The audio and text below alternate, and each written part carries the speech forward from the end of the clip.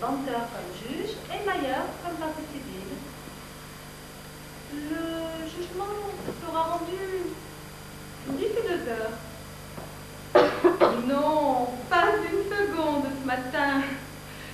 Tous les rendez-vous sont pris. Demain, si vous voulez. Non, c'est impossible. J'attends Maître Meilloux. Oui. Meilloux. D'une minute à l'autre. À bientôt.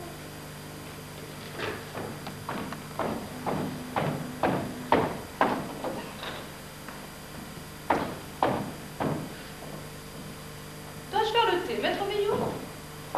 Ce n'est pas tout à fait l'heure. Ah, ma montre, c'est l'heure. Alors votre montre avance. J'ai pris l'heure à la radio. Alors la radio avance. Pas la radio, Maître Meilloux. La radio ne se trompe jamais. Ma montre est une montre de famille. Elle n'avance ni ne retarde. Oh, quel dactylo! Tout le temps des erreurs. Vous avez encore mis un mot pour un autre. Oh bien, un mot. Tout le monde peut se tromper. Ce mot change légèrement le sens de la phrase. Pourquoi? Avant, au lieu d'après, quand il s'agit d'un décès. Vraiment, au fond, c'est drôle. Ce n'est pas drôle du tout. Refaites-la. Et l'affaire Brian et Oscar, ou l'erreur d'un clerc. Ça irritait le bonheur. Précisément. Ça aussi, c'est très drôle, non?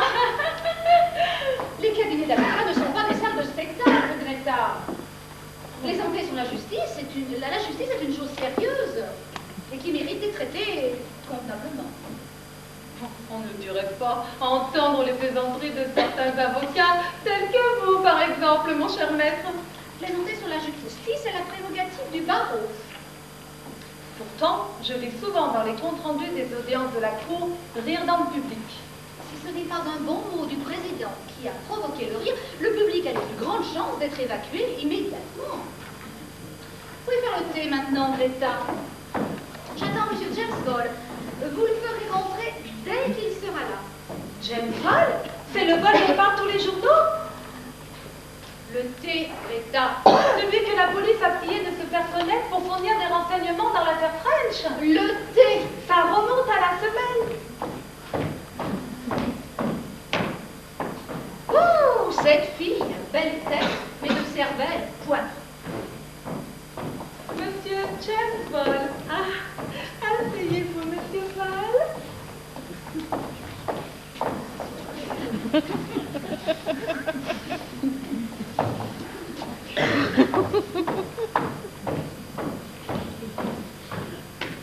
Sir Wilfrid va arriver d'un instant à l'autre.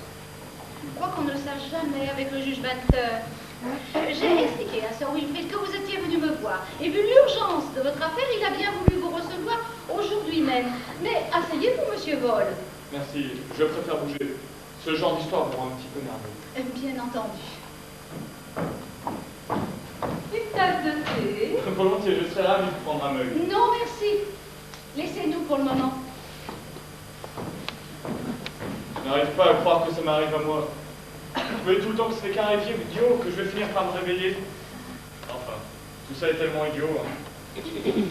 Bah oui, j'ai toujours été un gars plutôt gentil, je n'ai jamais fait de mal à personne. Mais on ne peut quand même pas condamner quelqu'un pour une chose qu'il n'a pas faite tout de même. Notre système judiciaire est le plus équitable du monde. Ouais, bien sûr. Mais il y a eu le cas de... Ah, comment s'appelle-t-il déjà? Adolphe Beck. Après des années, on s'est rendu compte que le coupable n'était pas lui, mais un nommé Smith, alors on l'a gracié. Moi, ça ne me paraît pas normal de gracier quelqu'un pour une chose qu'il n'a pas faite. Gracier est pourtant le terme employé par la loi. N'empêche que ça ne me paraît pas très juste. L'essentiel, c'est que Beck fut remis en liberté. Oui, oui, pour lui, ça s'est arrangé. Mais imaginez, s'il s'était agi d'un meurtre, il aurait été pendu. Et là, la grâce serait arrivée un peu tard. Du calme, Monsieur Vol, du calme. Pardonnez-moi, maître. Mais vous voyez, je commence franchement à faire de la vie. Sir Wilfrid va arriver d'un instant à l'autre et je veux que vous lui racontiez votre histoire exactement comme vous me l'avez racontée. Oui, maître. En attendant, nous pourrions peut-être faire au point quelques détails. Si je comprends bien, vous êtes actuellement sans travail. Oui. C'est-à-dire, ouais, j'ai tout de même un peu d'argent de côté. Pas grand-chose. Mais moi, ce n'est pas à mes honoraires que je pense, mais à vous. J'essaye d'y voir un peu plus clair. Je répète, depuis combien de temps êtes-vous sans travail? 3 mois à peu près. Et avant, que faisiez-vous? Avant, je travaillais dans un poste d'essence. J'étais devenu une vraie machine. Voilà ce que j'étais, une machine. Combien de temps êtes-vous resté? 2 mois à peu près. Je me suis disputé avec le directeur. Une vraie teigne. Enfin, je veux dire... Enfin, je l'avais tout le temps sur le dos. On vous l'a renvoyé? Pas du tout, c'est moi qui suis parti. Et avant? Avant, je travaillais dans un garage. Mais ça n'a pas très bien collé. Alors là aussi, je suis parti. Pas très bien collé. Pourquoi? Eh bien... Une gosse. La fille du patron. Elle avait le béguin pour moi. Il n'y avait rien entre nous, mais le papa en a fait toute l'histoire, alors il m'a balancé. Il a d'ailleurs été très chic. Il m'a donné un bon petit certificat. Avant ça, je plaçais des fous à battre les œufs. J'étais payé à la commission. Ce ne devait être ni très rémunérateur, Ni très sérieux. Vous trouvez? Évidemment, tout cela fait un peu instable. C'est vrai dans un sens. Et cependant, ce n'est pas dans mon caractère. L'armée aussi m'a changé. J'ai fait l'occupation en Autriche. Je me suis bien plu là-bas. J'ai rencontré ma femme. Elle est artiste. Actrice, quoi. Depuis que je suis revenu à Londres, je ne parviens pas très bien à me fixer. Je ne sais pas au juste que j'ai envie de faire. Les voitures, c'est tout de même ça qui m'intéresse le plus. Et puis, inventer des petits trucs nouveaux, perfectionner des petites mécaniques. Ça me passionne vraiment, vous comprenez. Bonjour, sœur. Bonjour, Jenny. Je suis en retard. Banter s'est surpassé. Vous avez gagné votre procès, sœur? Oui, heureusement. Vous êtes toujours content de l'emporter contre Myers, n'est-ce pas? Oh oui, je suis toujours content de gagner contre n'importe qui. Mais surtout contre Myers. Oui, je ne suis pas plus meilleur. Monsieur Vol, sans doute? Oui. Bonjour, maître. Oui, je ne suis pas plus meilleur avec sa perruque, sa prétention, sa façon de m'appeler Robart, et sa manie d'allonger les débats pour des questions qui ne comportent que rarement des réponses. Mais c'est tout de même une grande avocate. Et vous êtes un bon juge, sœur. Je vous ai amené Monsieur Vol, ici présent, parce que je veux que vous entendiez son histoire exactement comme il me l'a racontée. Je vous écoute, Monsieur Vol. Ma femme croit que je vais être arrêté. Quoi? Au fond, elle a peut-être raison, elle est bien plus intelligente que moi. Mais arrêtez, pour quel motif? Eh bien, pour le meurtre d'Emily French. C'est l'affaire Emily French que vous avez lue dans les journaux. Je vous la résume. Une vieille demoiselle vivait seule, avec sa bonne, dans une maison du côté de Highgate. Dans la nuit du 14 octobre, la bonne, qui était sortie, trouve, en rentrant à 11 h du soir, la maison sans dessus-dessous et sa patronne morte, assommée d'un coup de matraque. Des histoires pareilles, il en arrive tous les jours. J'ai entendu un appel de la police à la radio qui cherchait un homme ayant rendu visite à mademoiselle French dans la soirée. J'ai pensé que j'étais l'homme en question. J'étais avec elle à 1 h du soir. Alors je suis naturellement allé au commissariat de police où ils m'ont interrogé en long et en large. Ils vous ont mis en garde quand apporté vos déclarations? Ils m'ont demandé si je pouvais faire une déclaration qui pourrait servir à la police. C'est ça, me mettre en garde? De toute façon, il est trop tard maintenant. J'ai dit tout ce que je savais. Ils ont paru très contents. Oui, satisfaits de ce que je leur avais dit. Mais lorsque je suis rentré à la maison et que j'ai raconté tout ça à Romaine, Romaine c'est ma femme, elle s'est mise dans tous ses états. Et elle a l'impression que la police s'est fourrée dans la tête que c'est moi qui l'ai fait. Alors naturellement, je me suis dit qu'il vaudrait peut-être mieux voir un avocat. Je suis donc venu trouver Maître Mailloux, qui s'est occupé d'un de mes copains. Vous connaissiez bien, French? Oui, c'était une brave dame, elle s'occupait gentiment de moi. Ouais, peut-être trop même, c'était parfois fatigant, mais elle cherchait à me faire plaisir. Lorsque j'ai lu dans les journaux qu'elle a été tuée, j'ai été bouleversé parce que, voyez-vous, j'avais de l'affection pour elle. Expliquez, ma sœur Wilfrid, comment vous avez fait sa connaissance? C'était dans Oxford Street. Un jour, je vois une petite vieille, des paquets plein de bras qui traversent la rue. Arrivée au milieu de la rue, crac, tous les paquets tombent. Elle se baisse pour les ramasser lorsqu'un autobus lui arrive presque sur le dos. Naturellement, moi, c'est pas la chance courte. Je ramasse ses paquets, je les nettoie, les rafistole. Elle, je la console. Oui, vous voyez la scène. Elle vous tient désormais pour un messager de la Providence. Oui, elle m'a beaucoup remercié et tout. À longtemps, on croyait que j'ai sauvé la vie. Et ce n'était pas le cas. Non, je n'ai pas ramassé ses paquets. Une cigarette? Non, merci, je ne fume jamais. Et comment l'avez-vous revu? Une coïncidence extraordinaire. 2 jours plus tard, je me trouve assis derrière elle au théâtre. Elle se retourne et me reconnaît. Alors nous bavardons un peu. Et à la fin de la pièce, elle me demande de venir la voir. Vous y êtes allé? Oui. Je me souviens d'avoir vu dans les journaux qu'elle vivait avec une vieille bonne. Une vieille bonne et 8 chats. 8! La maison était magnifiquement meublée. Mais bon, ça sentait pas très bon.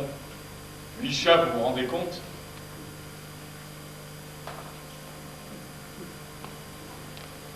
Aviez-vous l'impression qu'elle avait de l'argent? Ou elle parlait en tout cas comme si elle en avait. Et vous, vous avez de l'argent? Moi, je suis sans un depuis longtemps. C'est dommage. Et comment? Mais dites donc, vous croyez que les gens vont s'imaginer que je lui faisais du charme à cause de son argent? C'est possible. Mais c'est faux. Absolument faux. En réalité, elle me faisait pitié, la pauvre vieille. J'ai été élevé par une vieille tante, ma tante Betsy. Alors voyez-vous, j'aime bien les vieilles dames. Vieille dame, mais quel âge avait-elle donc?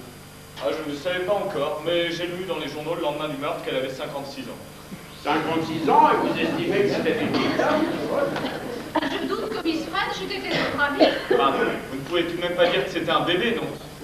Continuez, vous la voyez fréquemment? 1 à 2 fois par semaine environ.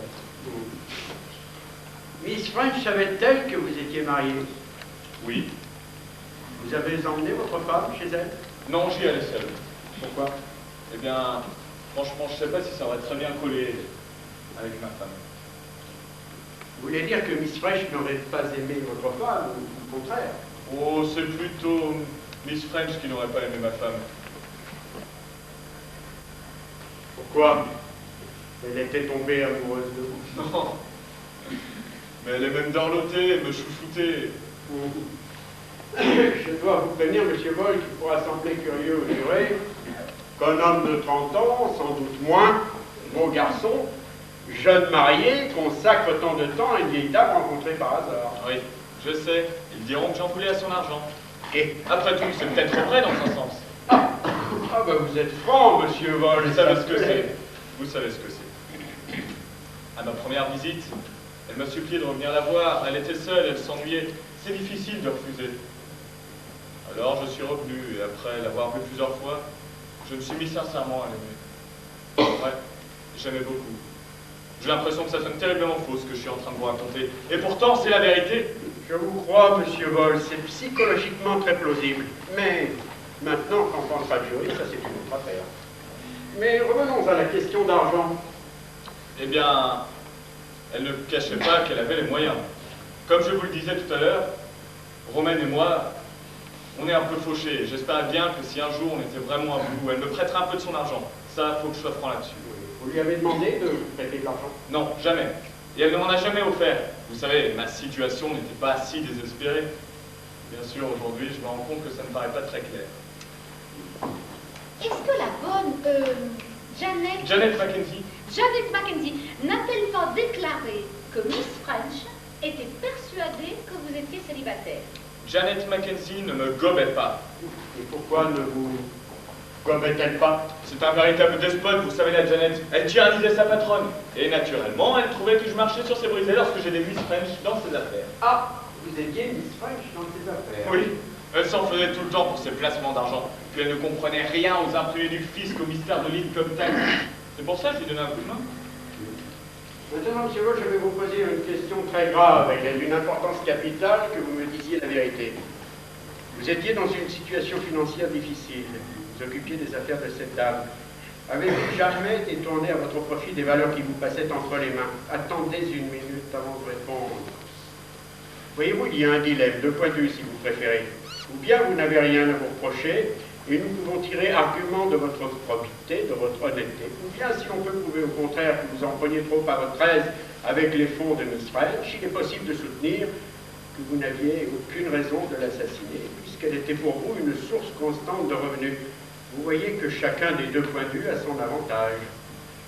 Ce qu'il me faut, c'est la vérité. Prenez votre temps à me répondre. Je vous assure, Sir Wilfrid, que j'étais parfaitement régulier. Personne ne pourra dire le contraire, tout à fait régulier. Je vous fais crédit, monsieur Boll. Vous êtes trop intelligent pour mentir sur une question d'une telle gravité. Mais revenons au mois d'octobre, Le 14. Oui, le 14. Miss French, vous avez demandé de passer la voir ce soir-là. À vrai dire, non. J'avais trouvé une nouvelle brosse pour les chats. Et je me suis dit que je pourrais lui offrir pour lui faire plaisir. Je savais que Janet Mackenzie était de sortie et qu'elle était seule et peut-être un peu triste. C'était le jour de sortie de Janet Mackenzie, vous le saviez? Oui, je savais qu'elle sortait tous les mardis. Ce n'est pas très bon pour nous, ça. Mais pourquoi? Il est tout naturel que j'ai choisi ce jour-là pour lui rendre visite, non? Continuez. Je suis donc arrivé chez elle à 8h moins le quart. Miss French avait fini de dîner. Nous avons donc bu une tasse de café ensemble. Je lui ai offert la brosse, elle a été très contente. Nous l'avons essayé sur un de ses chats, et puis après nous avons fait une partie de backgammon. À 9h, je lui ai dit bonsoir, et je suis rentré. Si je me souviens bien, la bonne est rentrée ce soir-là un peu plus tôt que d'habitude. Oui.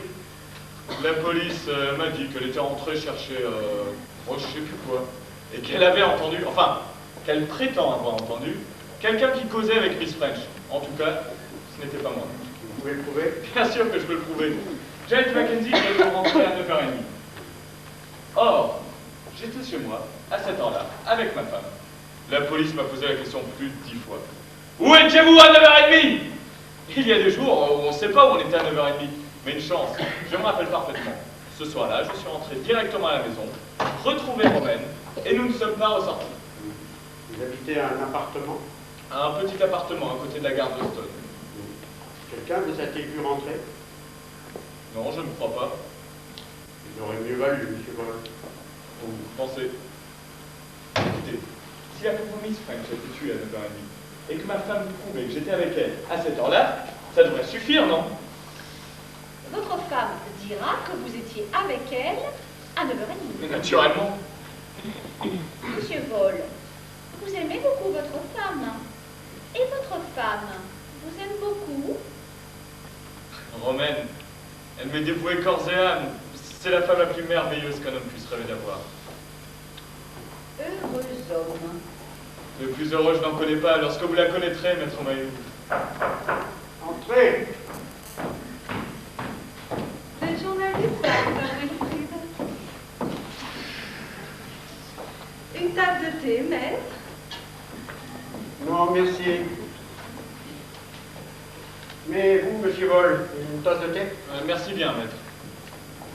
Merci bien, Greta.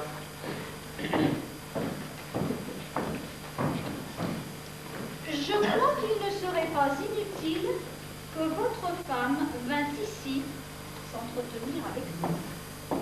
Ce sera une véritable conférence à 4. Je me demande si vous prenez cette affaire suffisamment au sérieux. Oui. Oui, je la prends au sérieux, mais je vous l'ai dit, un meurtre, c'est ce qu'on lit dans les romans, dans les journaux. On ne peut pas s'imaginer que ça vous arrive à vous. C'est pour ça que j'ai l'air de blaguer. Mais c'est pas une blague. Ah non, ce n'est pas une blague en effet. Mais ça va s'arranger tout de même. Parce que s'il croit que la pauvre Miss French a été tuée à 9h30 et que je peux prouver que j'étais avec elle à cette heure-là... Comment êtes-vous rentré chez vous? En métro? En autobus? À pied. Ça m'a pris 20 bonnes minutes. La nuit était belle avec un peu de vent. Vous avez rencontré quelqu'un de connaissance sur le chemin? Non, non, mais puisque Romaine... La déclaration de votre femme, si elle était tuée par aucun autre témoignage, ne sera peut-être pas suffisante, monsieur Voll. Vous insinuez qu'ils croient rompre romainement pour me soutenir? Cela s'est déjà vu, monsieur Voll. Oui. Après tout, je suis sûr qu'elle le ferait. Mais dans ce cas-là, justement, ce ne serait pas un mensonge, ce serait vraiment la vérité.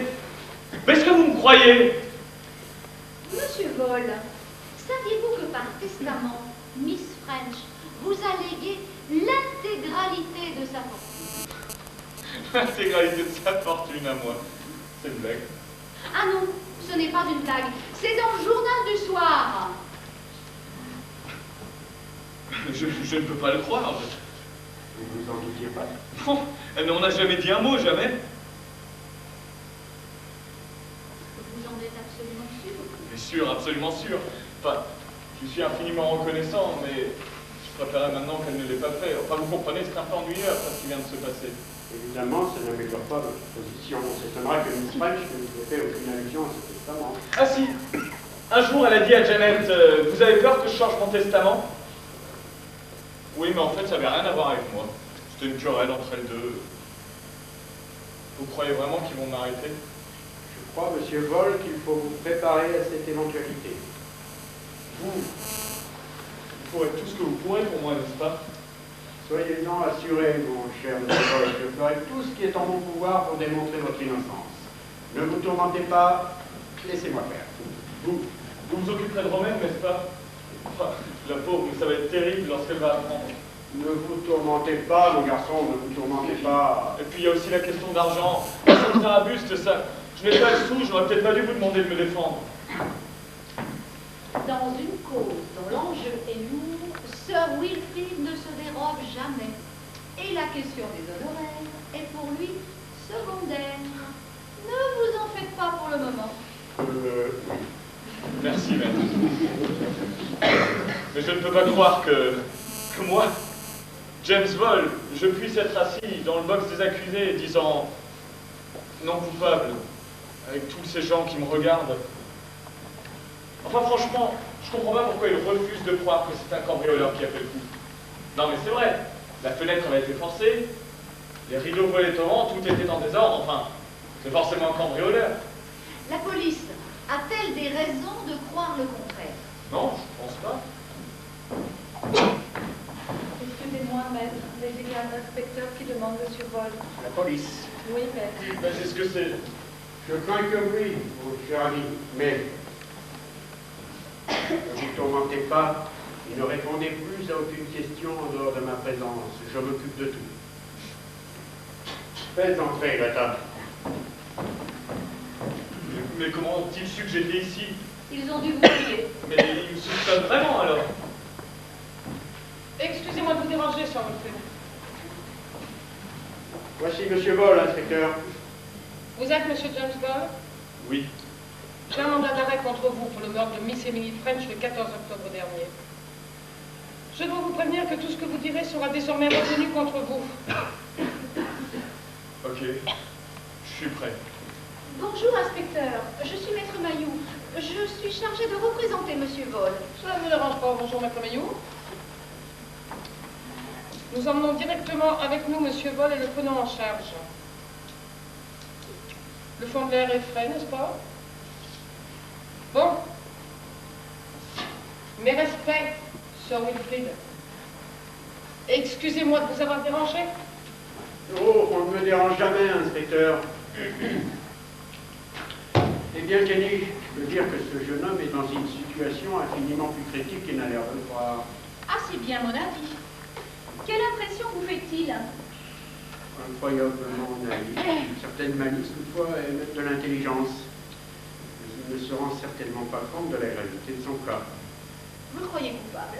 À première vue, non. Et vous? Moi non plus. En somme, tout à fait une bonne impression. Et que je vois vraiment pas pourquoi, parce que ne tient pas debout son histoire. Dieu sait ce que nous allons pouvoir en tirer. En tout cas, il nous tombe là une bien belle affaire, sœur. C'est le prestige de votre nom qui nous vaut ça. Croyez-vous plutôt nom ou talent? À notre époque, sœur. Entrez! Qu'y a-t-il? Madame Vol est là. Madame Vol, elle va s'évanouir sur tous les fauteuils. J'ai vu que la dame vient d'arrêter James Vol pour meurtre. Je sais, c'est passionnant. Vous croyez-vous coupable? Oh non, maître, je suis sûre que non. Tiens, pourquoi? Il a l'air bien trop gentil. Ah ben, voilà trois du même avis. Faites entrer, Madame Vol. Dire que nous nous sommes roulés sans doute par un garçon qui a l'air sympathique. C'est dire que j'ai ton rendez-vous. Faites entrer, Greta! Chère Madame Vol, Vous êtes maître Mailloux. oui, et je vous présente Sir Wilfrid Robarts, qui a bien voulu accepter de défendre votre mari. Bonjour, Madame. Bonjour, maître. J'arrive de votre cabinet, maître Mailloux. On m'a dit que vous étiez ici avec mon mari. En effet, madame. En descendant de mon taxi, j'ai cru voir James monter dans une voiture avec deux hommes. Chère Madame Vol, ne vous affolez pas. Mais je ne m'affole pas. Voulez-vous vous asseoir ici? Merci. Il n'y a aucune raison de se tourmenter pour le moment. Ne nous laissons pas aller. Le principal est d'être calme et de considérer tout ceci avec sang-froid et lucidité. Bien. Mais vous ne devez rien me cacher. Sir Wilfrid, je veux tout savoir. Je veux savoir le pire. Bravo, bravo. Comme vous vous en doutez, votre mari vient d'être arrêté.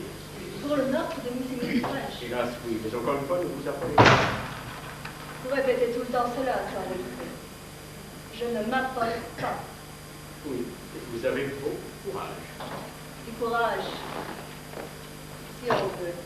Bon, alors, nous ferons ensemble du bon travail. Votre mari était devenu un grand ami de Miss Emily French depuis un mois. Étiez-vous au courant de cette amitié? Oui. Il m'a raconté qu'il avait aidé une vieille dame dans une rue très encombrée devant un autobus. Après, elle l'avait invité à venir chez elle. C'est naturel, parfaitement naturel. Alors, votre mari a été là-bas et ils sont devenus de bons amis. Il paraît. Il n'a jamais été question que vous l'accompagniez dans ces visites? James n'y tenait pas. Entre nous, chère madame, mais pour quelle raison? Il pensait que Miss French préférait être seule avec lui. Oui, oui, bon, nous parlerons de cela plus tard. Donc, votre mari, qui est d'amitié avec Miss French, lui rendait quelques services et elle le trouvait très agréable. James peut être très charmant. J'en suis sûr. Il pensait certainement faire une bonne action en remontant le moral d'une aimable vieille dame. C'est possible. Et vous-même, chère madame, vous ne voyez aucune objection à cette amitié entre votre mari et cette vieille dame? Aucune objection. Vous avez évidemment entière confiance à votre mari, le connaissant comme vous le connaissez. Oui. Je connais très bien James. Eh bien, madame, je ne peux pas vous dire combien j'apprécie votre calme et votre courage, bien à la mesure du dévouement que vous apportez à votre mari. Vous savez que je lui suis dévouée. Bien sûr. Excusez-moi, mais je suis étrangère. Je ne connais pas toujours le sens de certains mots. Est-ce qu'il y a dans votre langue un mot pour dire que l'on sait quelque chose par soi-même? Sir Wilfrid, comment savez-vous que je suis dévouée à James? Ben, je le tiens de votre mari. Oh. James vous a dit que je lui étais dévouée. Ben, oui, il m'en a parlé avec des mots touchants. Les hommes, je pense souvent, sont des imbéciles. Pardon, vous permettez, sœur? Miss French était une vieille dame très riche, qui vivait seule, sans parents proches. Comme toutes les vieilles femmes excentriques, elle avait la manie de faire des testaments. Peu de temps après avoir rencontré votre mari, elle en a fait un nouveau. Le dernier, mis à part quelques dons insignifiants, elle a légué l'intégralité de sa fortune à votre mari. Oui, Vous le saviez. je viens de le lire dans le journal. Ah, bon. Vous ne vous en doutiez pas d'avant. Non, Votre mari non plus. c'est ce que James vous a dit. Mais qu'insinuez-vous?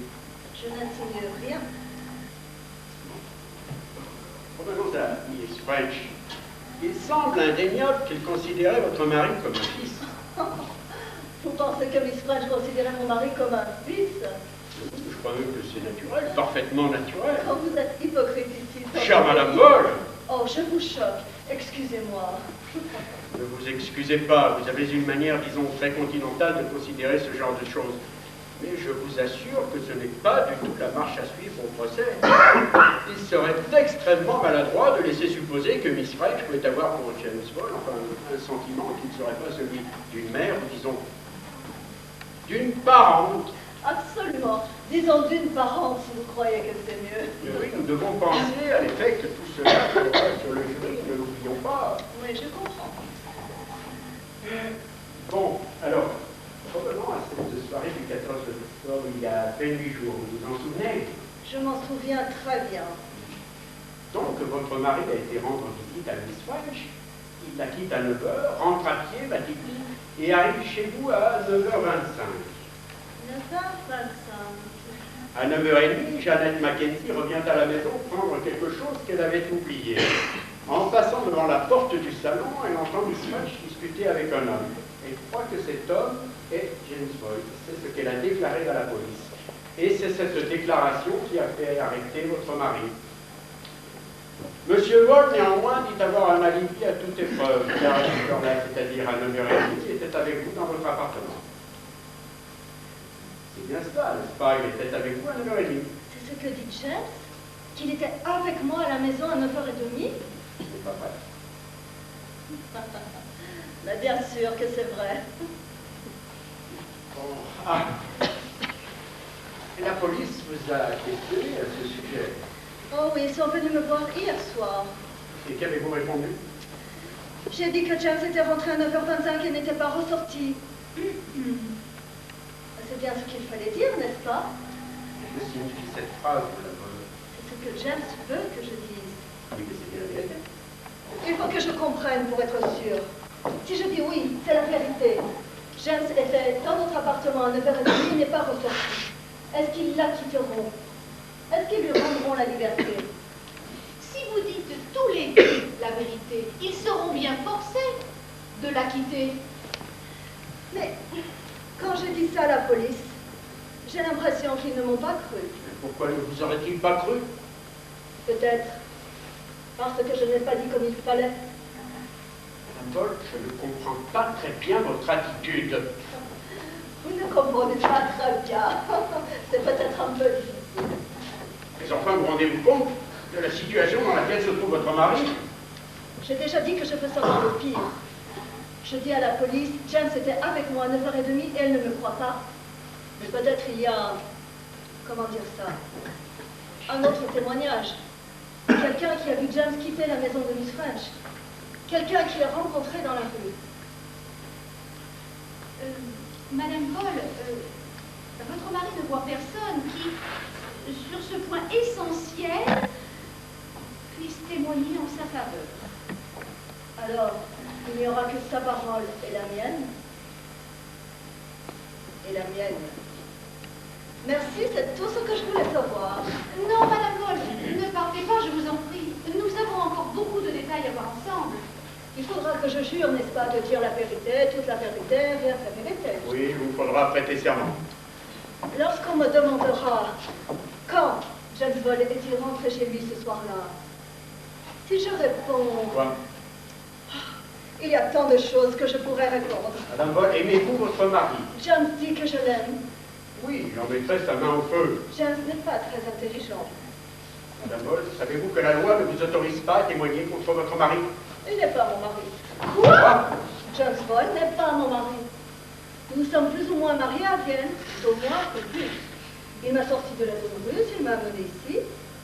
Je ne lui avais pas dit, mais j'avais alors un mari qui vivait encore. Il vous a sorti de la zone russe, il vous a mis en sécurité dans ce pays, mais vous devriez lui en être reconnaissant. On peut se fatiguer de la reconnaissance. James vous a-t-il jamais maltraité? James me maltraitait moi. Il embrasserait la terre sur laquelle je marche. Et vous? Vous voulez trop savoir. Excusez-moi, sœur.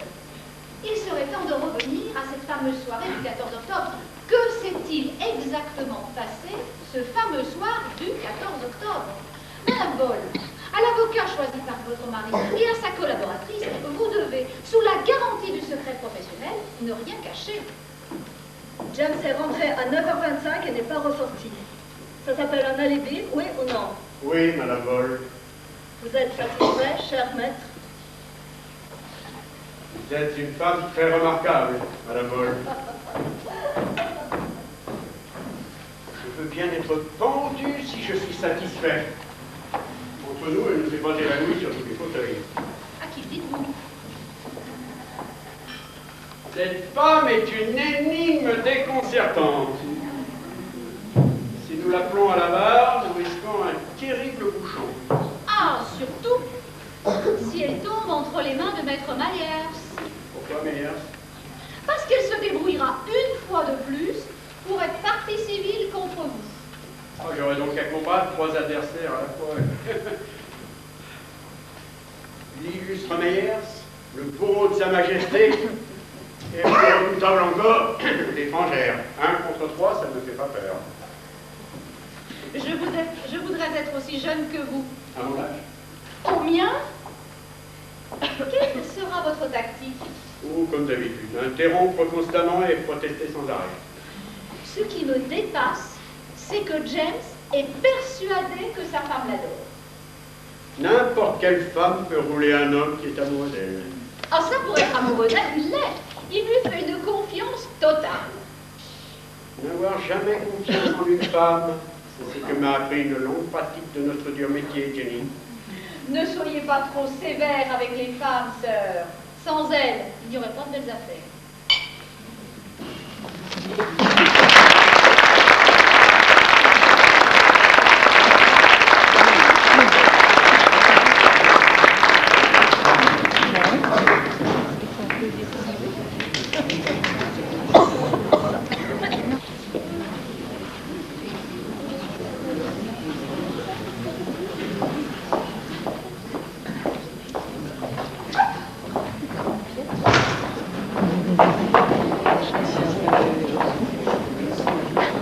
Dépêchez-vous de vous placer. Belle fille, venue pour vous, sans doute. Prenez-vous.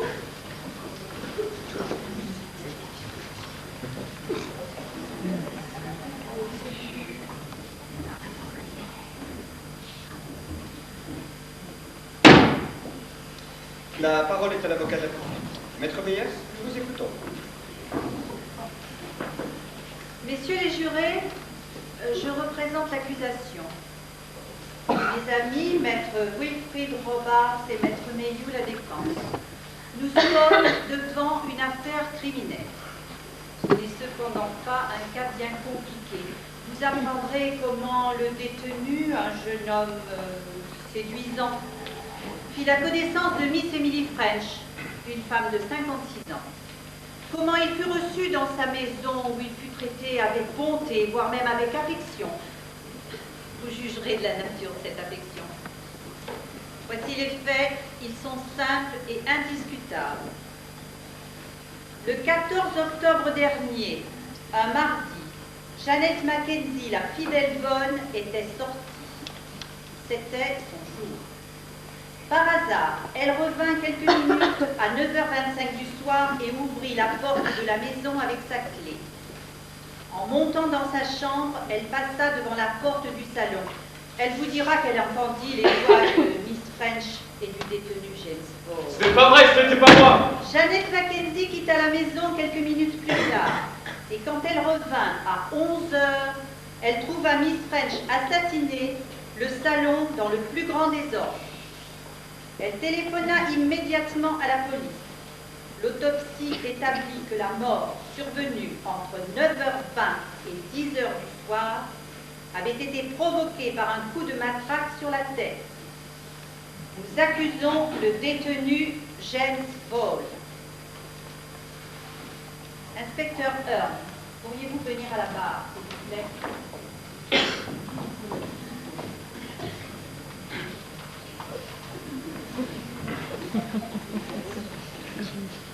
Je jure par Dieu Tout-Puissant de dire la vérité, toute la vérité, rien que la vérité. Vous êtes l'inspecteur Hearn du bureau d'enquête criminelle de Scotland Yard. Oui, maître. Faites votre déposition, s'il vous plaît. Avec le sergent Randall, je me suis rendu au 23 Ashburn Grove. Entré dans la maison, j'ai constaté que la propriétaire, Miss Emily French, était morte. Elle était étendue sur le ventre et avait plusieurs blessures derrière la tête. La fenêtre avait été forcée avec un ciseau. Les vitres étaient brisées près de la poignée. Les éclats de verre étaient sur le parquet. Mais j'en ai découvert également à l'extérieur. Des débris de vitres aussi bien à l'intérieur qu'à l'extérieur signifie-t-il quelque chose de particulier? Opposition, Monsieur le Président. Mon éminente consoeur cherche à influencer le témoin. La loi exige des dispositions objectives. Inspecteur Hearn, vous vous êtes déjà occupé du vol avec effraction. Oui, maître. Quand une fenêtre a été brisée de l'extérieur, où se trouvent en général les débris? À l'intérieur. Vous est-il jamais arrivé, lorsqu'une fenêtre avait été brisée de l'extérieur, de trouver des débris à l'extérieur aussi? Non. Après avoir pris des photographies, nous avons relevé des empreintes digitales. Ont-elles été identifiées? C'était celle de Miss French, de Janet Mackenzie et de l'accusé James Ball. Il n'y en avait pas d'autres. Non, aucune autre. Vous avez ensuite interrogé James Ball. Oui, maître. Janet Mackenzie n'a pas été capable de me donner son adresse. Mais grâce à un appel de la radio, M. James Ball vint à notre bureau et fit une déclaration. Et le 20 octobre, une fois arrêté, que vous a-t-il dit? Ok, je suis prête. Inspecteur, Vous dites bien que le désordre du salon était de nature à donner l'impression qu'un vol avait été commis. Opposition, c'est précisément une chose que l'inspecteur n'a pas dite, Monsieur le Président, si vous voulez bien vous souvenir. C'est une suggestion faite par mon illustre ami. Vous avez raison, Sir Wilfrid. L'inspecteur n'a rien dit de semblable. Mais je ne suis pas certain d'autre part que l'inspecteur n'ait pas le droit de nous signaler certains faits qui permettraient d'affirmer ou non que le désordre de la pièce n'était pas l'œuvre d'un cambrioleur. Permettez-moi d'approuver respectueusement vos paroles, Monsieur le Président. Des faits, oui, mais non que vous. Alors, si je posais ma question de façon différente, peut-être Maître Robart serait-il enfin satisfait. Par exemple, inspecteur, pourriez-vous nous affirmer si, d'après vos constatations, il y a vraiment eu effraction? Opposition, Monsieur le Président. Une fois de plus, mon éminente consoeur cherche à obtenir du témoin une opinion. Oui, Maître Meyers, je ne crois pas que vous ayez trouvé la bonne formule. Inspecteur, avez-vous trouvé un indice incompatible avec le fait qu'on ait pénétré dans la maison? Uniquement des débris de verre à l'extérieur. Non, rien d'autre. Il semble que nous aboutissions à une impasse, Maître Meyers. Inspecteur, Miss French portait-elle des bijoux de valeur? Une broche en diamant et 2 bagues ornées de diamants d'une valeur approximative de 1926 livres. A-t-on touché à ces bijoux? Non, A-t-on emporté quoi que ce soit? à voir Jeannette Mackenzie, rien ne manquait. Bon, alors, selon votre expérience, lorsqu'un voleur pénètre à l'intérieur d'une maison, s'en va-t-il les mains vides? Non, à moins d'être surpris. Oh, il ne semble pas qu'il ait été surpris. Inspecteur, vous avez saisi un veston appartenant à l'accusé. Oui, maître. Pouvez-vous montrer le veston? Celui-ci? Oui, maître. Vous l'avez trouvé? Dans l'appartement de l'accusé, peu de temps après son arrestation. Je l'ai fait examiner immédiatement par le laboratoire. Et qu'avez-vous trouvé? Je l'ai fait examiner parce qu'une des manches avait été lavée. Ah. Une dernière question, inspecteur. Pouvez-vous produire le dernier testament de Miss French du 8 octobre 53, par lequel, à part quelques legs insignifiants, elle laisse toute sa fortune aux détenus? Le voici, maître. Du 8 octobre, n'est-ce pas? Oui. Pouvez-vous nous dire quel est le montant du legs fait à l'accusé? Environ 85 000 livres sterling.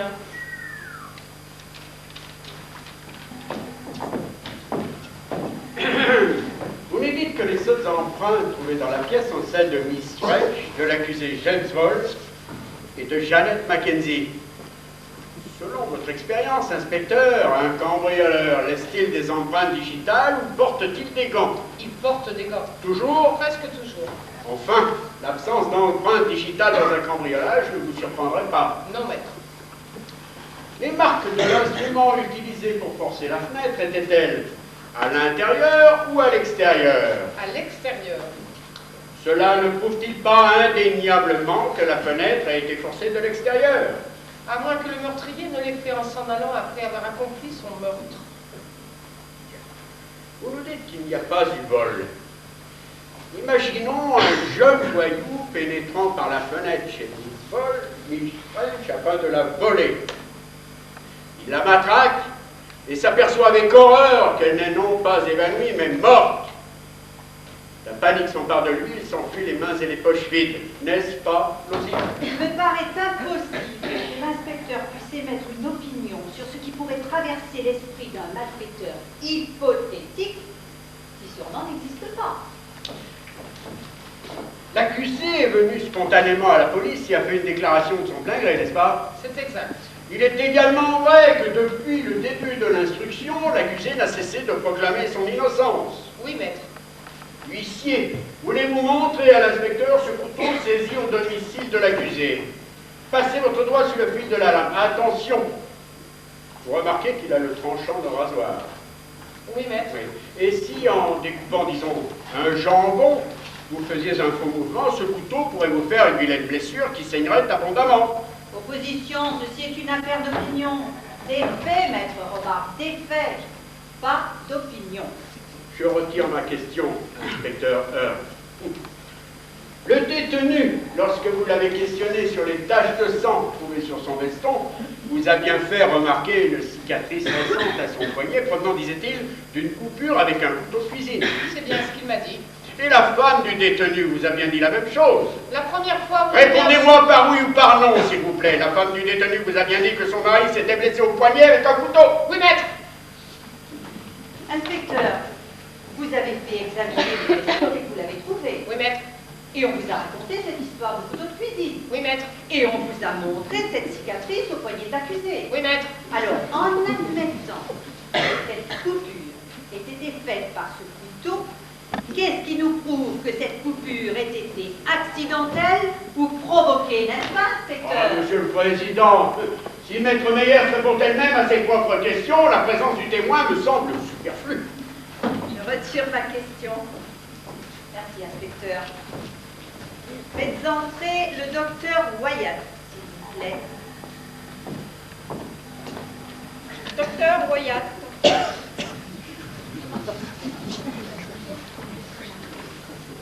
Je jure par Dieu Tout-Puissant que je dirai la vérité, toute la vérité, rien que la vérité. Vous êtes bien le docteur Wyatt? Oui. Vous êtes médecin attaché à la division de police de Hachette. Oui. Pouvez-vous dire à mesdames et messieurs les jurés ce que vous savez concernant la mort de Miss Emily? À 11h du soir, le 14 octobre, j'ai été mise en présence du cadavre de Miss French. De l'examen du corps, j'ai déduit que la mort résultait d'un coup sur la tête, provenant vraisemblablement d'une matraque et avait été sans doute instantanée. D'après la température du corps et les autres données de mon expertise, la mort serait survenue entre 9h30 et 10h du soir. Miss French s'est-elle débattue? Il n'y a aucune trace de lutte. Je dirais plutôt qu'elle semble avoir été attaquée par surprise. Vous nous dites qu'il n'y avait qu'un seul coup sur la tête. Et à quel endroit exactement? Un seul coup, derrière la tête, du côté gauche, à l'astérion. Pardon? Où? À l'astérion, à la jonction du pariétal, du temporal et de l'occipital. Et en langage plus clair, ça se trouve derrière l'oreille. Au moment où le coup fut asséné, le sang pouvait-il jaillir sur la main et le bras de l'assassin? Oui, certes. Sur la main et le bras seulement? Sans doute, mais il est difficile, là encore, de se prononcer en toute certitude. Je suis d'accord avec vous. Encore une question. Est-il absolument indispensable d'être fort pour asséner un coup pareil? Non, en raison de l'endroit où le coup a été porté, l'agresseur n'avait pas besoin d'être fort pour que la blessure soit mortelle. Donc, il n'est pas absolument nécessaire que l'assassin fût un homme. Une femme aurait très bien pu commettre le crime. Certainement. Merci. Docteur, vous êtes également assistant au laboratoire de Scotland Yard. Oui, maître. Reconnaissez-vous ce veston? Oui, maître. Il m'a été donné par l'inspecteur Hearn pour y rechercher des traces de sang. Voulez-vous nous dire ce que vous avez constaté?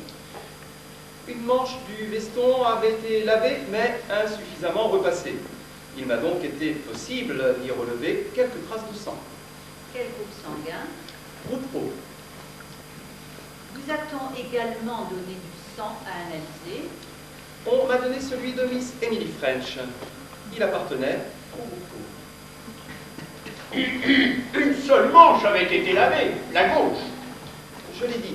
Savez-vous que l'accusé avait dit à la police qu'il avait une blessure à son poignet, provenant, disait-il, d'une coupure avec un couteau de cuisine? J'étais au courant. Voici un certificat attestant que l'accusé est donneur de sang dans un hôpital de Londres et que son groupe sanguin est le groupe O. C'est le même groupe, n'est-ce pas? Oui.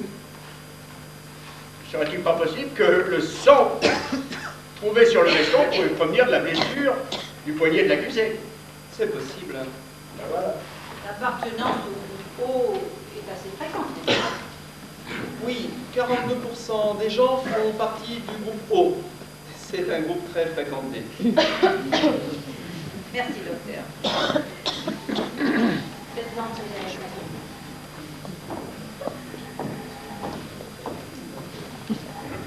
Jeannette, Mackenzie.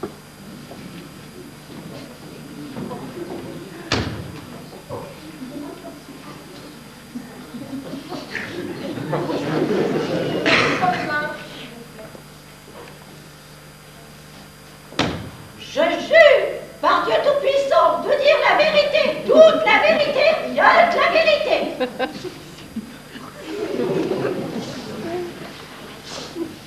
Votre nom est Jeannette Mackenzie. Oui, c'est mon nom.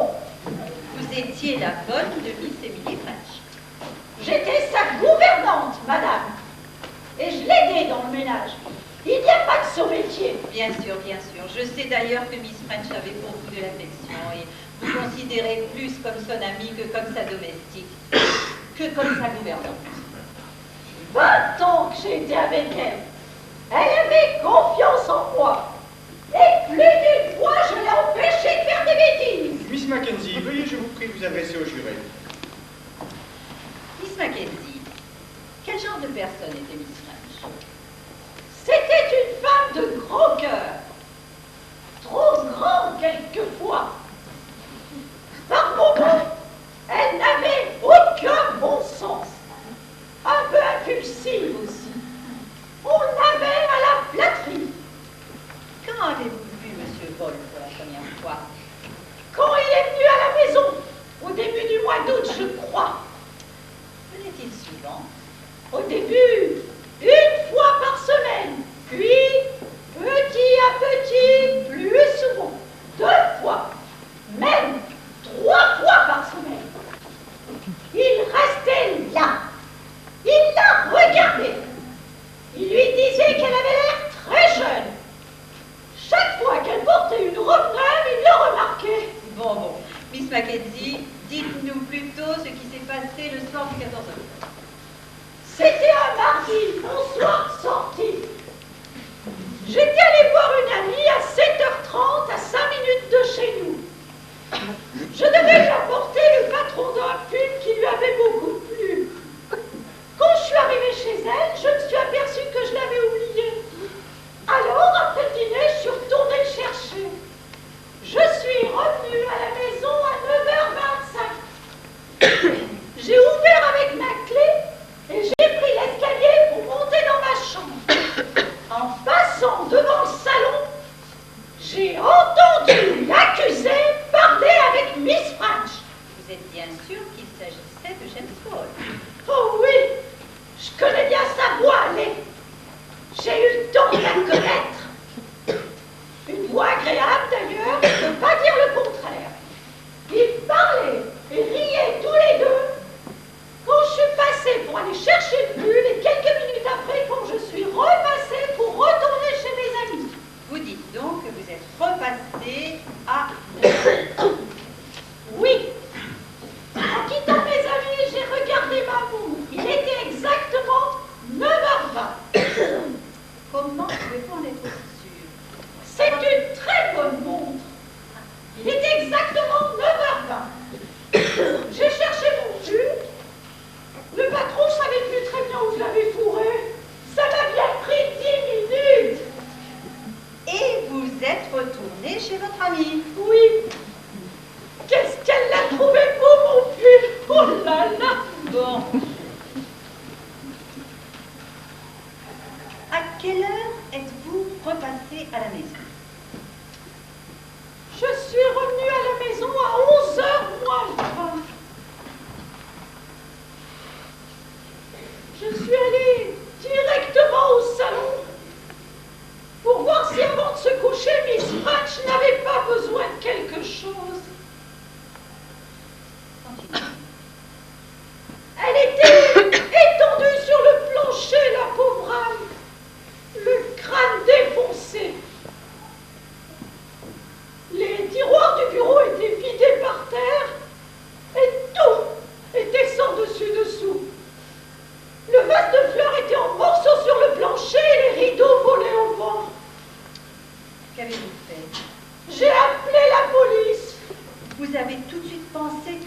un cambrioleur qui avait tué Miss French? Opposition, Monsieur le Président. Permettez-moi simplement de demander ceci. Miss Mackenzie, qu'avez-vous fait après avoir téléphoné à la police? J'ai cherché dans toute la maison. Pourquoi? Pour voir s'il n'y avait pas un malfaiteur. Et vous avez trouvé quelqu'un? Personne. D'ailleurs, tout était intact, sauf dans le salon. Miss Mackenzie, que savez-vous de James Bond? Je sais qu'il avait besoin d'argent. En demandait-il à Miss French? Il était bien trop malin pour ça. Il aidait Miss French dans ses affaires, dans ses déclarations d'impôts? Ouais. Cependant, c'était vraiment pas utile. Ah, que voulez-vous dire par ce n'était pas utile? Je veux dire que Miss French s'y connaissait très bien en affaires. Elle avait l'esprit clair. J'ai souvent entendu les hommes de loi l'en féliciter. Miss Mackenzie, vous doutiez-vous de la façon dont Miss French avait disposé de sa fortune en prévision de sa mort? Elle faisait des tas de testaments chaque fois que l'envie l'en prenait. C'était une femme qui avait beaucoup d'argent et aucun parent à qui le laisser. Elle disait toujours, mon argent doit aller là où il sera le plus utile. Une fois, c'est à des orphelins qu'elle l'a légué, puis à un asile de vieillards, et puis à une clinique pour vieux chats et vieux chiens, et puis à une œuvre pour les anciens choqués. En fin de compte, ça se passait toujours de la même façon. Elle se disputait avec les gens, déchirait son testament et en faisait un autre. Savez-vous quand elle a fait son dernier testament? Le 8 octobre dernier, la veille, en apportant le café, j'ai entendu Miss French téléphoner à son notaire, Monsieur Stokes. Elle lui disait de venir le lendemain car elle voulait changer son testament. Lui, il était là pendant tout ce temps. Je veux dire, l'accusé. Et il protestait. Non, non, non. Mais si, disait ma patronne, je le veux. Souvenez-vous du jour où j'ai failli être renversée par un autobus. Ça pourrait m'arriver pour vous. Miss Mackenzie, saviez-vous que James Bond était marié? Non. Bien sûr que non. Et ma patronne non plus ne le savait pas. Opposition! Ce que Miss French savait ou ne savait pas, est pure hypothèse chez Jeannette Mackenzie. Voyons. Alors disons plutôt que vous aviez l'impression que Miss French pensait James Bond célibataire. Sur quoi fondiez-vous cette impression? Le dernier livre qu'elle a fait venir de la bibliothèque, il l'intéressait, qu'elle m'a dit. Parce qu'il s'agissait de la vie de la femme de Disraeli qui avait épousé un homme bien plus jeune qu'elle. Je savais bien, moi, ce qu'elle avait derrière la tête. Ceci est une considération à rejeter. Pourquoi? Parce que, messieurs les jurés, une femme peut fort bien lire la vie de la femme de Disraeli sans automatiquement songer à épouser un garçon plus jeune qu'elle. Miss Mackenzie, James Bond a-t-il jamais fait allusion à sa femme? Jamais. Merci.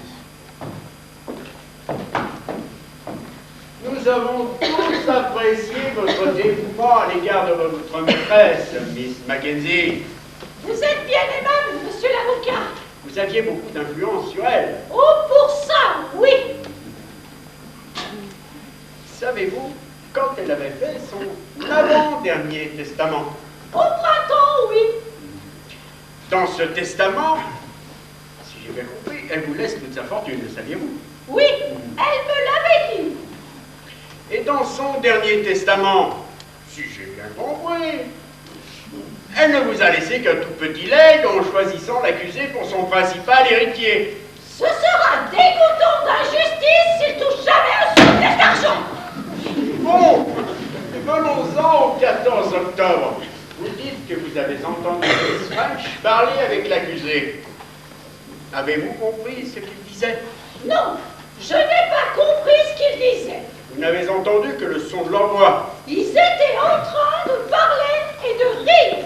Pourquoi affirmez-vous que c'était la voix de James Bond? Je la connais bien, elle est. La porte était fermée, n'est-ce pas? Oui, elle était fermée. Vous nous dites que vous entendez la voix de James Bond derrière une porte fermée. Mais je prétends qu'en disant cela, vous êtes de parti pris. C'était James Bond, que vous le vouliez ou non.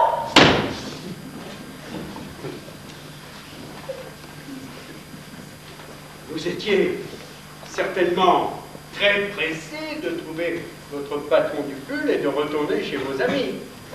Je n'étais pas pressée, j'avais toute la soirée devant moi. Pourtant, d'après ce que je sais, vous avez dû passer 2 fois devant la porte du salon. Une fois en allant dans votre chambre et une seconde fois en ressortant. Oui, c'est exact. Et cependant, vous êtes passé assez rapidement à chaque fois devant la porte du salon. Je suis passée assez lentement pour entendre ce que j'ai entendu. Voyons, Miss Mackenzie, je suis certain que vous n'êtes pas en train d'avouer au juré que vous écoutez aux portes. Certainement pas.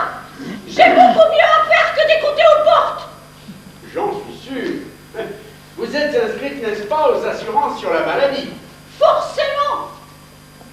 4 shillings et 6 pence que je donne chaque semaine. Oui, C'est dur pour une femme qui est obligée de gagner sa vie. oui, Miss Mackenzie, nous sommes bien tous de votre avis. Miss Mackenzie, il me semble que vous avez fait tout récemment une demande d'appareil contre la surdité. Voilà 6 mois que je l'ai demandé, je l'ai toujours pas eu. Donc, vous êtes un peu dur d'oreille, n'est-ce pas? Si je vous dis, Miss Mackenzie, que vous ne pouvez reconnaître une voix derrière une porte fermée, que pouvez-vous me répondre? Pouvez-vous me répéter ce que je vous ai dit? Je n'entends pas quand on marmonne. Vous n'avez pas entendu ce que je vous disais, je ne suis qu'à quelques mètres de vous, dans la même salle. Et pourtant, vous affirmez avoir reconnu la voix de James Bond derrière une porte fermée. C'était lui. Je vous dis que c'était lui.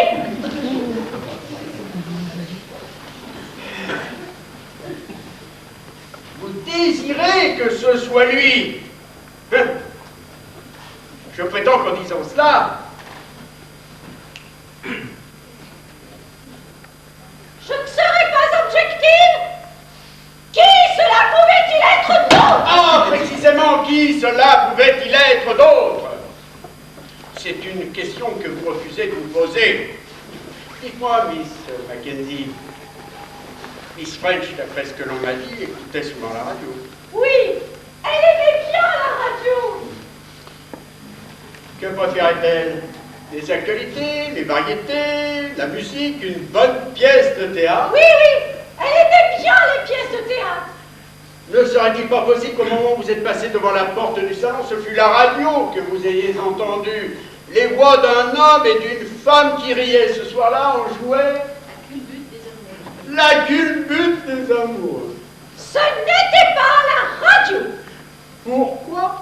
Notre radio était en réparation depuis 8 jours. Vous avez dû être bouleversé si vous avez vraiment cru que Miss French voulait épouser l'accusé. Naturellement, j'étais bouleversée. C'était tellement bête. Si Miss French avait épousé l'accusé, il est possible qu'il l'aurait persuadé de vous renvoyer. Pour sûr. Celui-là aurait tout fait pour se débarrasser de moi. Eh bien, si vous pensez cela, il n'est pas étonnant que vous soyez hostile à l'accusé.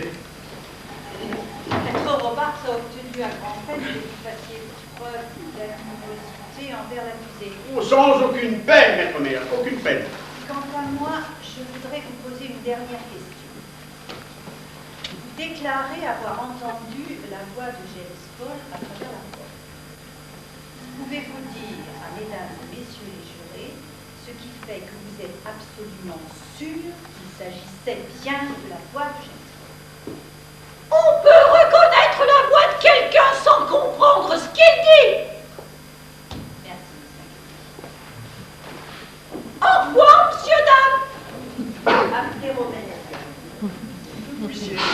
tirer le parapluie, ça.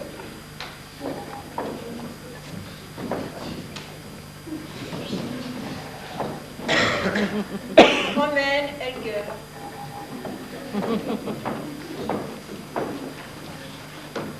Je jure, par le Dieu Tout-Puissant, de dire la vérité, toute la vérité, rien que la vérité. Vous vous appelez Romaine Elger. Oui. Vous habitez 22 Lotgary Mansion et vous vivez maritalement avec James Paul, n'est-ce pas? Oui. Est-il vraiment votre mari? Nous avons accompli une sorte de mariage à Vienne. Mais mon premier mari est toujours vivant. Ce mariage-ci n'est donc pas... Voilà. Mais Romaine, mais qu'est-ce que tu fais ici? Mais qu'est-ce que tu dis? Silence! Madame Elger, êtes-vous prête à déposer contre James Paul, qui n'est pas votre mari, au terme de la loi? Tout à fait prête. Position, Monsieur le Président. Je récuse le témoin. Nous avons une preuve de son mariage avec l'accusé. Par contre, nous n'avons aucune preuve de son prétendu premier mariage. Alors, Monsieur le Président, si Maître Robarts ne s'était pas départi de sa patience coutumière et avait attendu ma prochaine question, peut-être cette interruption aurait-elle pu être évitée. Madame Elger, ceci est-il un certificat de mariage entre vous et Otto Gerd Elger le 18 avril 46 à Vienne? En effet. J'aimerais voir ce certificat, Maître Meyers. Merci. Je crois que ce sera la pièce numéro 4. Je le crois, Monsieur le Président. Mon opinion est que le témoin est autorisé à faire sa déposition. Voulez-vous me dire, Madame Elger, ce qui s'est passé à votre connaissance le soir du 14 octobre? Je suis restée chez moi toute la soirée. Et James Paul? James est sorti à 7h30. À quelle heure est-il rentré? À 10h30. Enfin, mais Romaine, tu sais que c'est pas vrai, je suis en train de 9h25. Vous dites donc que James Paul est rentré à 10h30. Oui. Et ensuite? Il était essoufflé, très agité. Il a retiré son veston, on a examiné les manches, puis m'a demandé de les laver. Elles avaient des taches de sang.